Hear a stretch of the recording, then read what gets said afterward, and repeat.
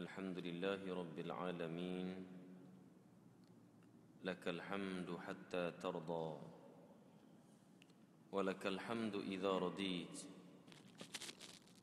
ولك الحمد بعد الرضا أشهد أن لا إله إلا الله وحده لا شريك له وأشهد أن محمدًا عبده ورسوله وصفيه من خلقه وخليله بلغ الرسالة وأدى الأمانة ونصح الأمة وجاهد في سبيل الله حق جهاده اللهم صل وسلم وبارك على سيدنا محمد وعلى آله وصحبه أجمعين ومن سار على نهجه ومن تمسك بشريعته ومن اهتدى بهديه واستنى بسنته إلى يوم الدين أما بعد. Alhamdulillah, mula-mula sekali sama-sama kita merofakkan banyak-banyak kesyukuran kepada Allah Subhanahu wa taala, kerana dengan limpah kurnia Allah sehingga waktu ini Allah beri peluang kepada kita semua, saya dan tuan-tuan sekalian, untuk sama-sama kita duduk hadir di dalam rumah Allah Subhanahu wa taala yang begini indah. Allah beri peluang kita duduk di tempat yang paling mulia di muka bumi ini, sehingga disebut oleh Nabi kita sallallahu alaihi wasallam, Nabi kata afdalul buq'ati fil ardi masajiduha, sebaik-baik tempat di muka bumi ini ataupun semulia-mulia tempat di muka bumi ini iaitulah rumah-rumah Allah. Artinya siapa-siapa yang diberi kesempatan oleh Allah Ta'ala untuk datang ke rumah Allah, untuk menjadi tetamu Allah, orang ni sebenarnya orang yang Allah Ta'ala nak beri kebaikan kepadanya, tak kira siapa pun. Sebab bukan senang kita nak menjadi tetamu Allah Azza wa Jalla. Ya, bukan senang. Allah ni dia nak pilih tetamu dia tak pilih sebarangan orang. Allah hanya pilih orang tertentu sahaja yang Allah tahu perangai dia, Allah kenal hati budi dia, yang Allah nak beri kebaikan kepadanya. Lalu Allah pilih dia jadi tetamu Allah. Dan terkadang pilihan Allah ini kita sendiri pun tidak perasan dan kita tidak rancang benda ni.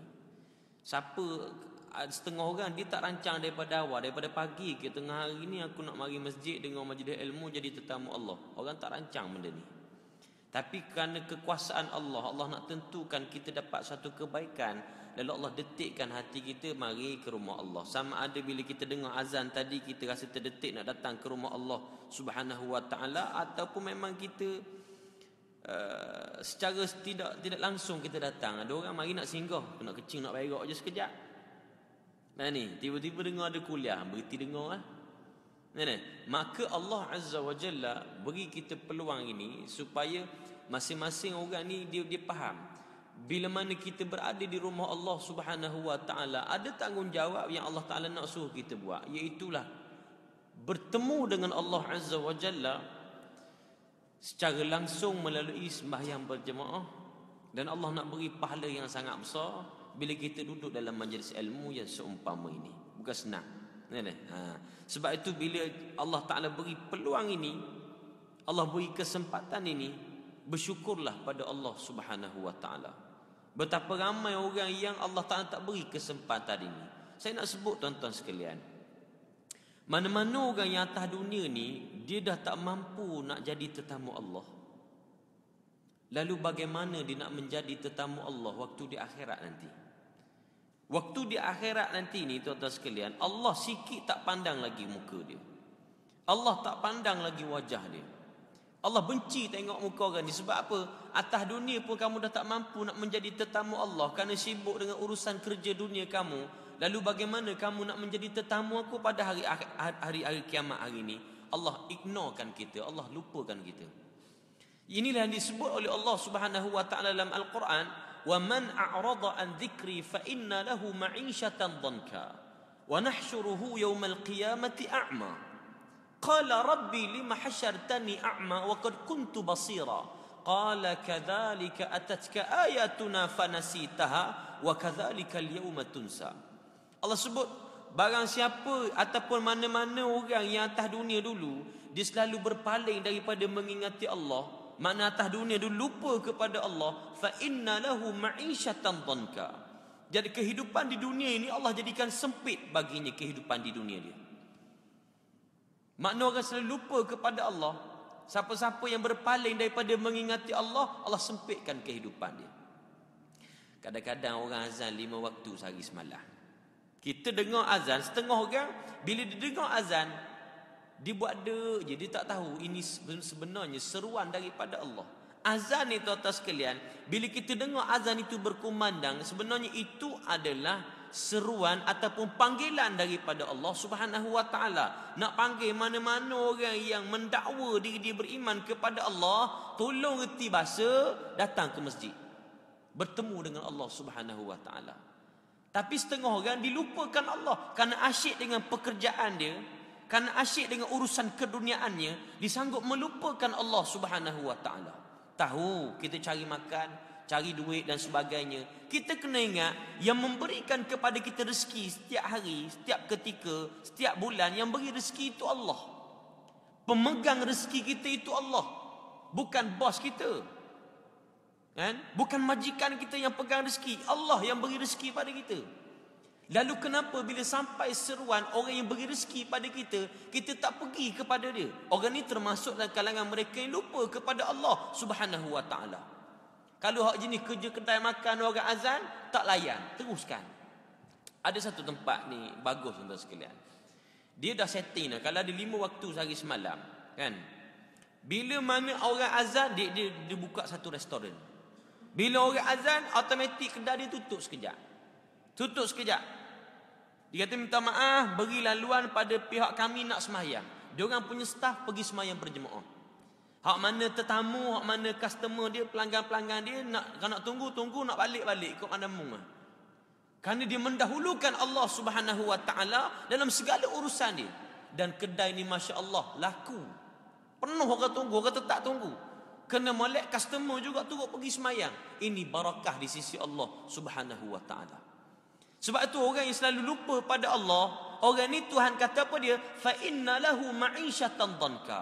Bagi mereka kehidupan yang tersangat sempit.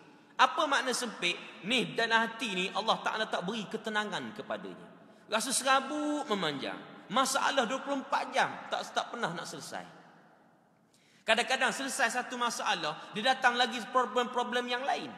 Allah sempitkan kehidupan. Rasa sesak nafas, rasa sesak dada ni. Serabut, ada je benda tak kena. Walaupun duit dia banyak, walaupun pangkat dia besar, walaupun harta dia banyak, tapi tak tenang.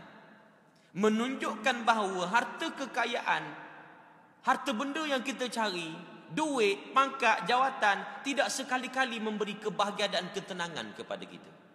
Berapa ramai kalau tuan-tuan tengok, berapa ramai orang yang maknanya ada harta kekayaan tapi jiwa tak tenang. Nak duduk di rumah serabut. Boleh jadi dengan sebab Allah uji dia dengan anak-anak. Duit banyak, kaya, tapi anak-anak semua tak pakar berlaku.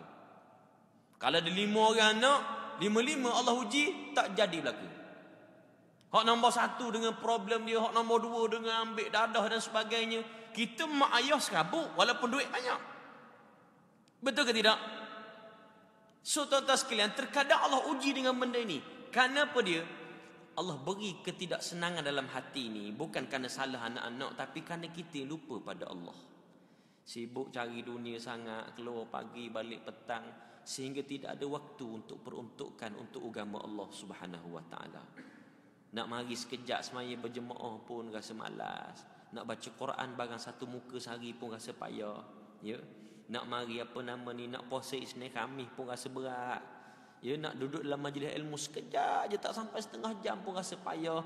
Orang ni orang yang melupakan Allah Subhanahu wa taala. Ya. Banyak masalah. Terkadang boleh jadi walaupun dia duit banyak tapi tak senang. Sebab apa? Isteri dah ke suami dia kok.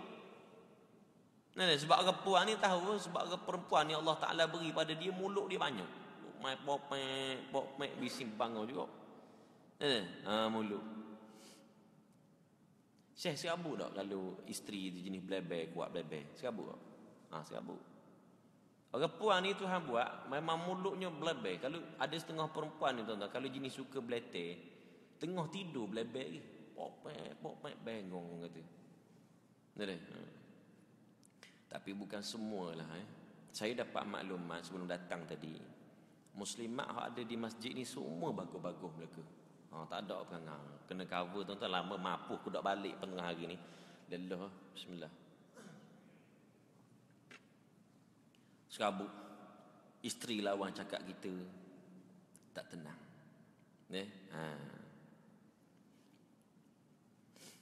Kadang-kadang rasa tak senang duduk di rumah pun ada. Selalu rasa nak keluar. Nyampah ada rumah ni. Serabut tengok perangai anak isteri ni. Duit banyak tak tenang. Puncanya bukan sebab di rumah, puncanya kita. Orang azan tak pergi masjid lagi. Quran tak pernah nak belek, tak pernah nak baca. Kan? Tak cukup sekadar itu, katanya Allah Ta'ala bila bangkit di akhirat kelak, wa nahsyuruhu yawmal qiyamati a'ma. Kami akan usir mereka daripada kuburan mereka kepada mahsyar dalam keadaan buta mata dia. Dalam atas dunia ni Allah Ta'ala sempitkan kehidupan ini. Allah beri ketidaktenangan dalam kehidupan ini. Tiba-tiba bila bangkit di akhirat kelak, Allah bangkit pula dalam keadaan buta. Atas dunia ni kita kalau mata buta tuan-tuan sekalian, nak berjalan payah. Penat kita. Ni kejap lagi nak masuk kerja kan. Ada orang kerja di atas pejabat bangunan-bangunan ni. Tak usah kata nak pergi pejabat, nak turun masjid tak lepas dah sebab mata buta. Akhirat besok satu negeri yang kita tak pernah nampak tengok. Lalu bagaimana kita nak menjalani kehidupan di akhirat kelak dalam keadaan mata buta. Akhir sekali orang yang dibutakan mata oleh Allah ni tuan-tuan sekalian, dia akan tanya kepada Allah, qala rabbi lima hasyartani a'ma wa qad kuntu basira. Wahai Allah, kenapa hari ini kamu bangkitkan aku dalam keadaan aku ni buta? Sedangkan di dunia dulu aku orang celek. Katanya Allah Subhanahu wa taala, qala kadzalika atatka ayatuna fanasitaha wa kadzalika al-yawma tunsa. Demikianlah sewaktu di dunia dulu kamu selalu lupa kepada aku, kata Allah. Kamu sikit pun tak datang masjid. Kamu sikit pun tak ambil tahu tentang urusan agama Allah. Kamu datang pun seminggu sekali mari masjid waktu hari Jumaat. Kamu tak baca Quran langsung setiap hari. Kamu tak langsung duduk dalam majlis ilmu. Kamu tak langsung nak fikir tentang urusan agama kamu sendiri. Kamu lupa kepada aku, kata Allah. Wa kadzalikal yawma tunsa. Demikianlah hari ini, hari kiamat, giliran aku pula melupakan kamu, kata Allah. Allah tak layan dah kita di akhirat kelak. Sebab itu tuan-tuan sekalian, peluang yang ada di dunia ni, selagi mana kita boleh jadi tetamu Allah, cuba usaha mari masjid, cuba usaha cari ilmu. Orang yang duduk dalam majlis ilmu ni, Allah beri keampunan terhadap dosa-dosa yang lalu. Batu untung walaupun kita singgah sekejap je, dapat pahala sebagaimana orang yang duduk dalam majlis ilmu. Mari sekejap duduk tu sementara tunggu Zuhur. Duduk sekejap. Walaupun mari tu tidur, ada orang mari tidur. Jadi setengah orang ni mari duduk masjid cari tiang lalu. Duduk cari tiang. Sebab apa? Standby nak tidur. Masjid ni ekong pula, takut dengan penceramah tidur lelah aku ni. Dapat pahala yang sangat besar. Sebab tu tuan-tuan sekalian, kita minta doa sungguh pada Allah supaya Allah ni jangan lupa kepada kita, sama ada di dunia dan di akhirat. Kita tak nak Allah lupakan kita di dunia ni, dan kita tak nak Allah lupakan kita di akhirat kelak. Tapi syarat dia, kalau kita tak nak bagi Allah lupa pada kita, kita dulu jangan lupa pada Allah. Kita nak suruh Allah ingat kepada kita, syarat dia kita dulu kena ingat kepada Allah Subhanahu wa taala. Sebab itu terkadang kalau kita perhati, kita tengah duduk sehat, tubuh sehat ni kan, tiba-tiba Allah uji dengan sakit. Allah uji kita sakit ni tuan-tuan sekalian, bukan sebab Allah benci pada kita. Tidak. Tapi kita terkadang tengah sehat, tiba-tiba Allah beri sakit, kan Allah terlalu rindu kepada hamba-hamba dia. Allah rindu nak dengar hamba dia sebut nama Allah, hamba dia kembali mengadu kepada Allah Subhanahu wa taala, sebab Allah tahu. Allah sebagai Tuhan yang buat manusia ni, Allah tahu manusia bila diberi sedikit kesihatan kepadanya, ramai dalam kalangan mereka yang lupa pada Allah. Kalau tuan-tuan tengok jenis maksiat pada Allah, yang dedah aurat, yang minum arak, duduk berjoget disko, semua hak sehat-sehat belaka tu. Kita tengok orang hak duduk joget di disko, kan ada hak sakit. Ada sakit tak? Mana senyap tidur. Awal tidur. Awal saya rekod, mungkin rekod baru. Biasa saya ceramah 45 minit baru tidur. Biar terasa masjid ni jadi macam rekod baru, 15 minit baru tidur dah menyampah betul aku. Mana ada orang duduk joget disko tu sakit. Kalau kita tengok orang duduk joget disko petang tadi duduk apa nama ni, naik motor superbike besar. Suka Kedah menang Malang. Oh suka nak balik kok dia. Mana? Baju hijau lagi tak tukar, tak basuh tu. Tiba-tiba depan tu langgar traffic light, langgar dengan lori trailer, patah kaki, superbike hilang tak ke mana, patah kaki. Pergi hospital, doktor pakai simen kaki. Tak boleh gerak kaki sebelah. Malah kadang dalam duduk simen-simen dia berjoget disko. Ada tak tengok gitu? Tak benar. Masa tu duduk di masjid, macam orang kena stroke tak? Stroke. Orang stroke kan sebelum ni tak pernah mari masjid. Bayar kena stroke mari jumpa dah Tok Bila. Mari jumpa dah. Assalamualaikum. Tolong dia. Tolong buat semayang ajak sikit, hamba kena stroke mulut belok lama 3-4 minggu makan dengan stroke binatang dia kata. Contohlah minta maaf tuan-tuan, saya orang Terengganu nak cakap Kuala Lumpur ni jarang-jarang boleh Kata lepas sebut binatang 2, 3, 4 kali tu, maafkanlah Jadi tuan-tuan sekalian, bila dah sakit baru nak berjinak-jinak dengan rumah Allah. Sebab Allah tahu inilah perangai manusia. Bila dia sakit, dia akan pergi kepada Allah. Lepas tu Allah tengah kita sihat, Allah uji dengan sakit. Dulu tak ada penyakit, sekarang cimanih ada. Ni, dulu tak ada sakit, sekarang gauk, darah tinggi, jantung berlubang, paru-paru berair. Tu tanda dia Allah rindu pada hamba-hamba dia. Sebab itu dalam kita sakit itu ada nikmat yang tersangat besar. Kita duk fikir nikmat ni sihat aja dah. Sakit nikmat ke tidak? Sakit nikmat ke? Nikmat masa mana sakit? Yang mengangguk-angguk kata nikmat dia sakit. Sakit nikmat tak? Bismillah. Ni bang, sakit nikmat tak? Nikmat benda. Nikmat rehat, nikmat ingat pada Allah. Sehat memang nikmat dah lah. Tapi sakit ni nikmat ingat kepada Allah Subhanahu wa taala. Sebab tu Allah ni bila kita sehat dia beri sakit kerana Allah rindu pada hamba-hamba dia. Sebab biasa manusia bila sakit dia akan sebut Allah, Allah. Waktu diseru nama Allah itulah Allah paling rindu dan sayang pada hamba-hamba dia. Lama dah aku nak dengar hamba aku sebut nama aku, kata Allah. Lagi tak beri sakit dia tak sebut, lupa pada Allah. Cari dunia. Allahu Akbar. Sebab tu kita tuan-tuan sekalian nak sebut nama Allah, nak ingat kepada Allah, jangan tunggu sakit.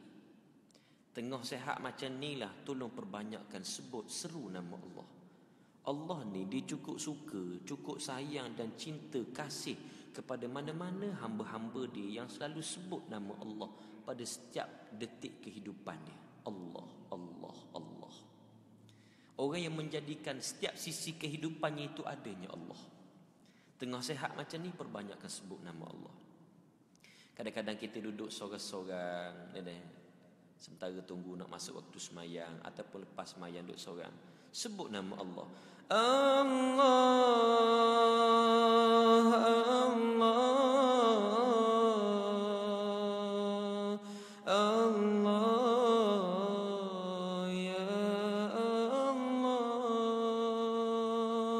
Allah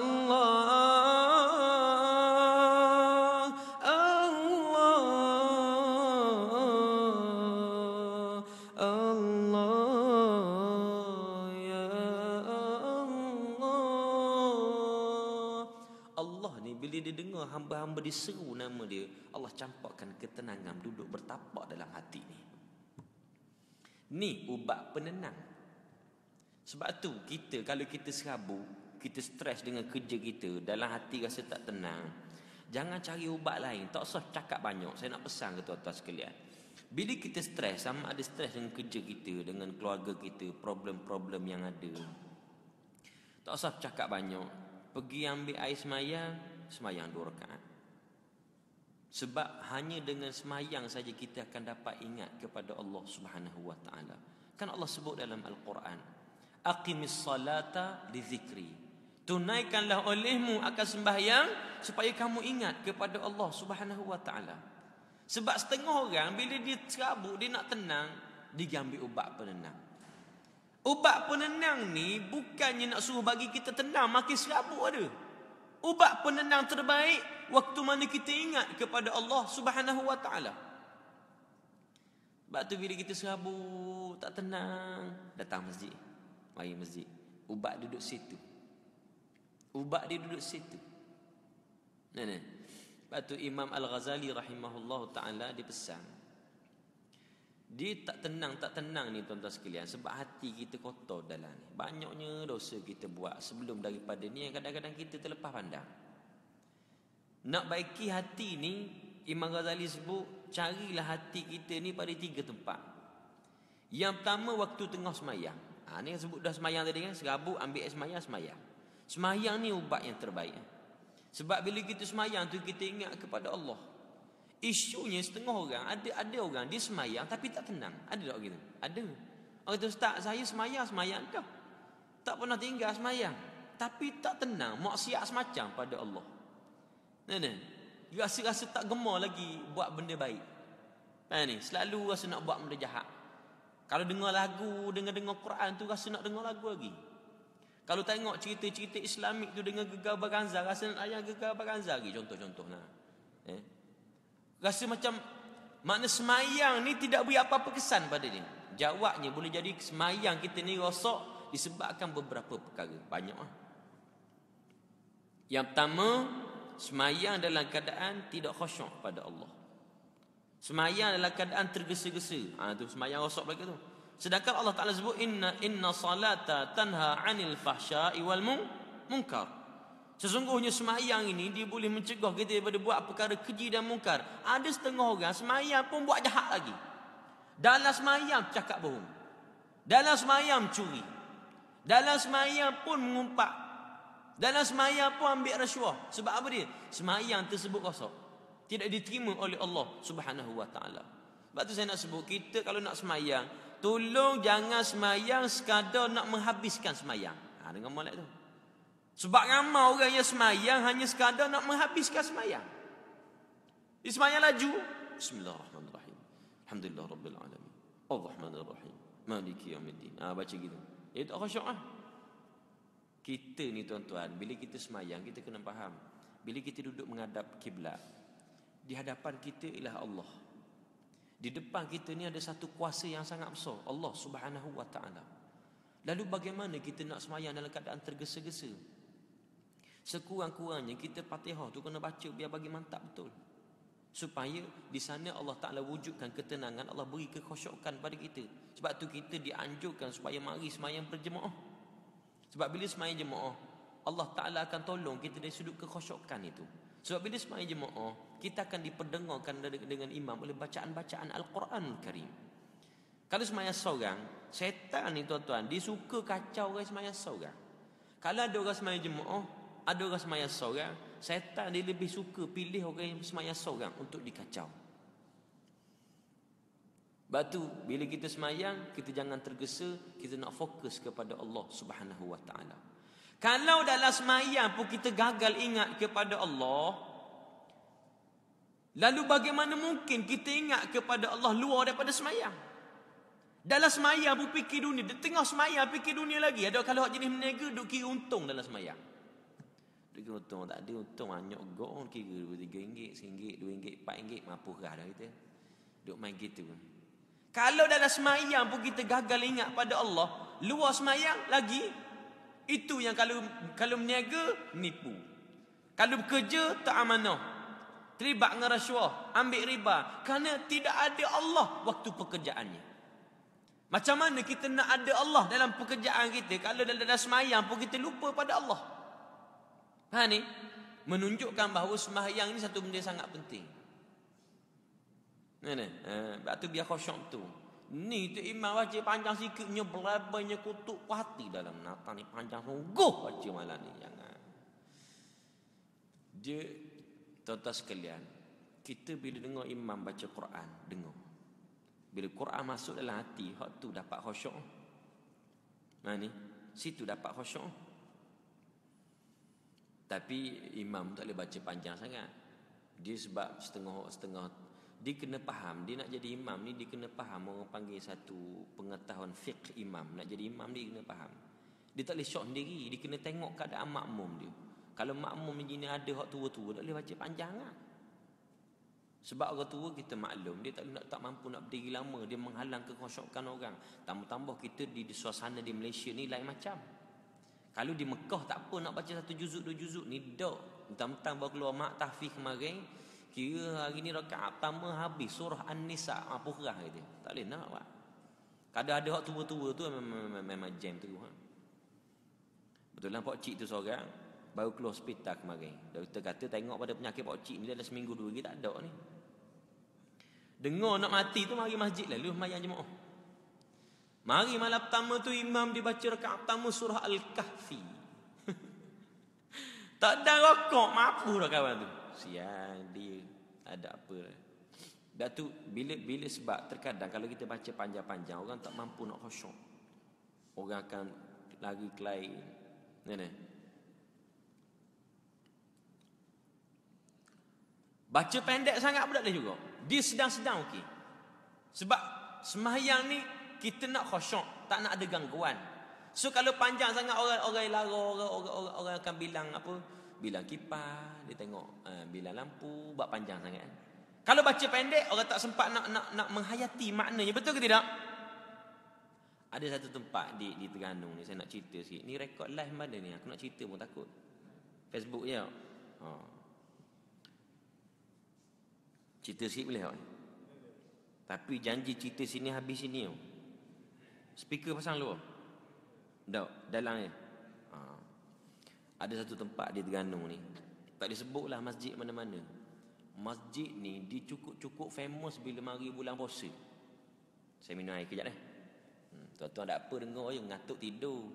Sakit tekak ni. Dia masjid ni sebab masjid dia famous, sebab dia antara masjid yang paling cepat habis dia punya semayang bulan puasa, semayang tarawih semayang tarawih. Tuan-tuan bayang dia buat 8 rakaat dengan 3 rakaat witir, dia boleh buat 15 minit. Oh, special. Wow. Ni ada orang Terengganu dia tahu ni. Ada orang Terengganu sini. Kalau ada pun mesti menyorok punya menyampah tu. 15 minit. Saya bila dengar, saya terkejut tau. Sebab apa terkejut? Sebab biasanya saya duduk dalam kepala saya, mungkin diorang ni buat laju ni. Kan kita diviralkan orang Indonesia akan sembahyang Allahu Akbar, sampai Allah lima dah laju waktu 15 minit. Jadi bila tiap-tiap tahun kita dengar, saya rasa macam hari tu rasa nak pergi sekali. Cerita ni 2 tahun lepas dah. Saya pergi sekali.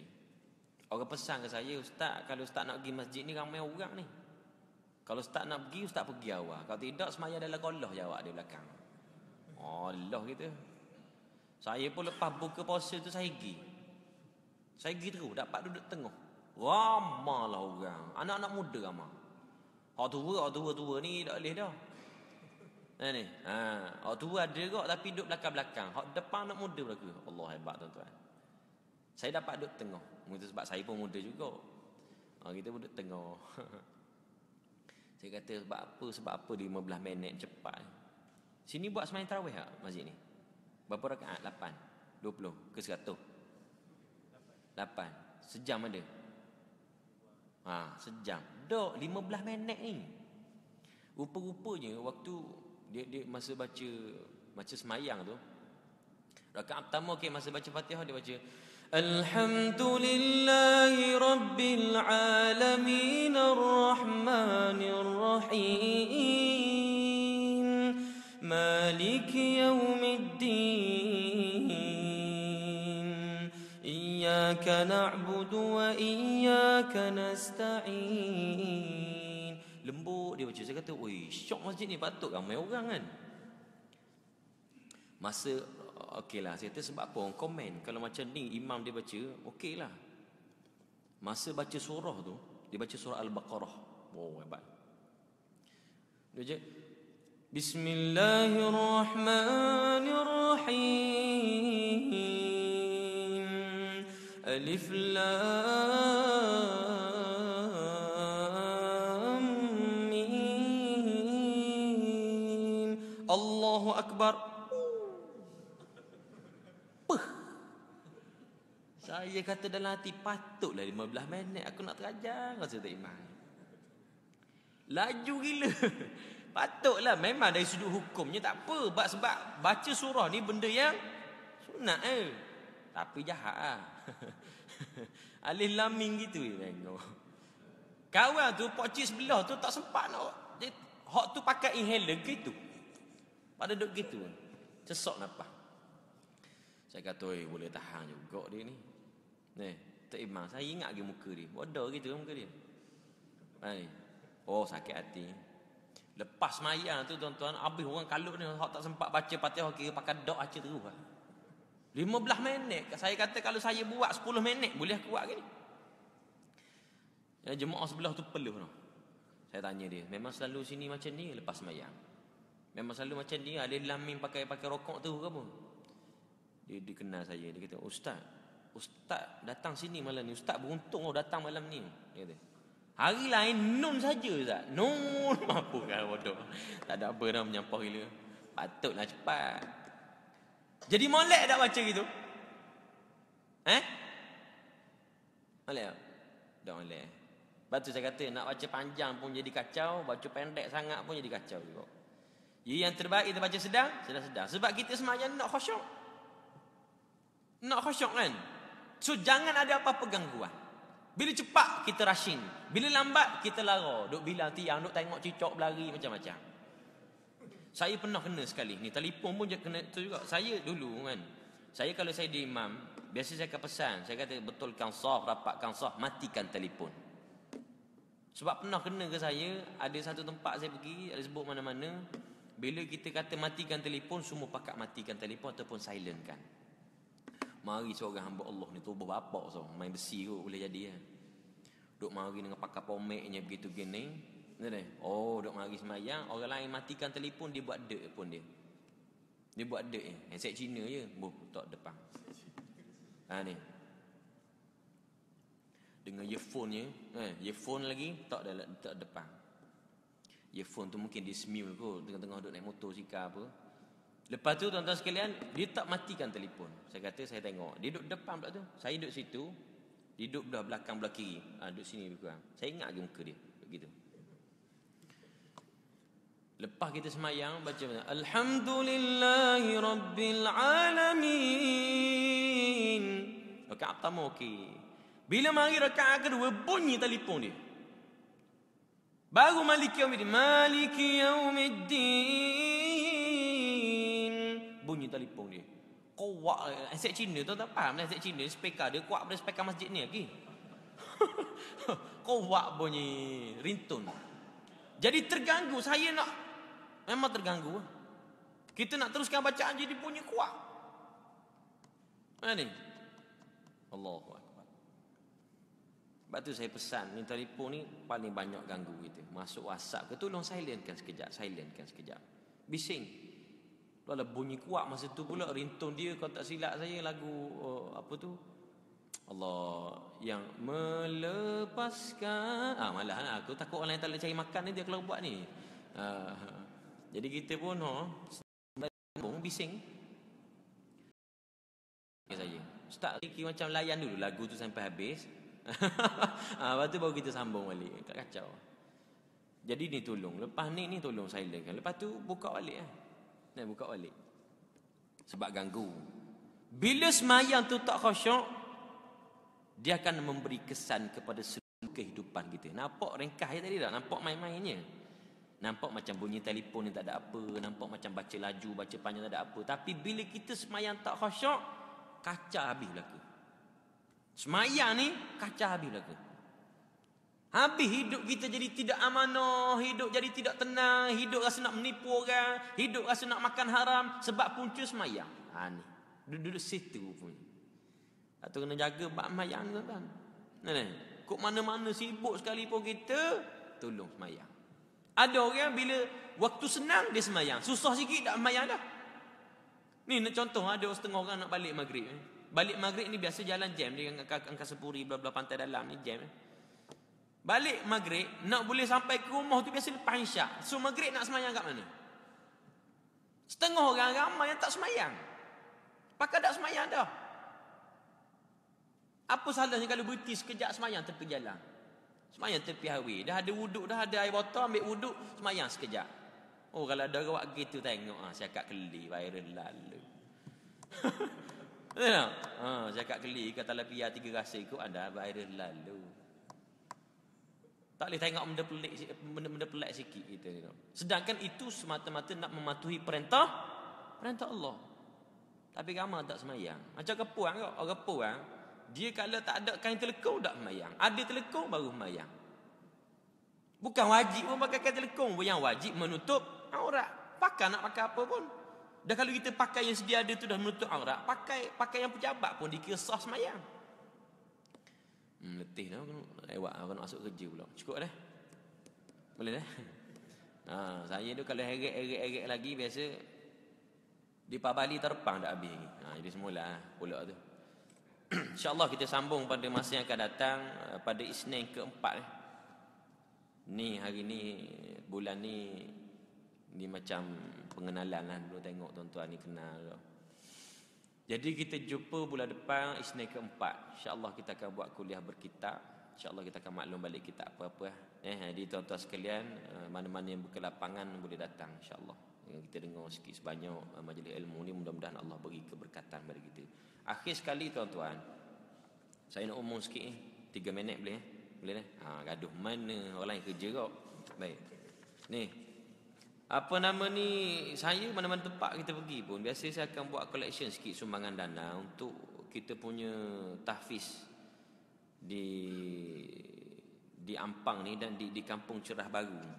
Kita sekarang ni dalam proses nak beli tanah di Hulu Langat untuk dibina sebuah kompleks tahfiz ni. Kita sekarang ni baru saja mulakan tahfiz ni dalam lebih kurang 2 tahun. Jadi pelajar kita pun tak ramai sangatlah, hampir dalam baru nak masuk 20 orang. So tuan-tuan sekalian, hari ni saya buka kepada tuan-tuan untuk berwakaf. Wakaf untuk beli tanah. Tanah tu kita nak beli harga dia lebih kurang dalam 400,000. Dia untuk bina tahfiz ni. Jadi saya buka tuan-tuan untuk wakaf, kita letak satu bahagian ni RM50.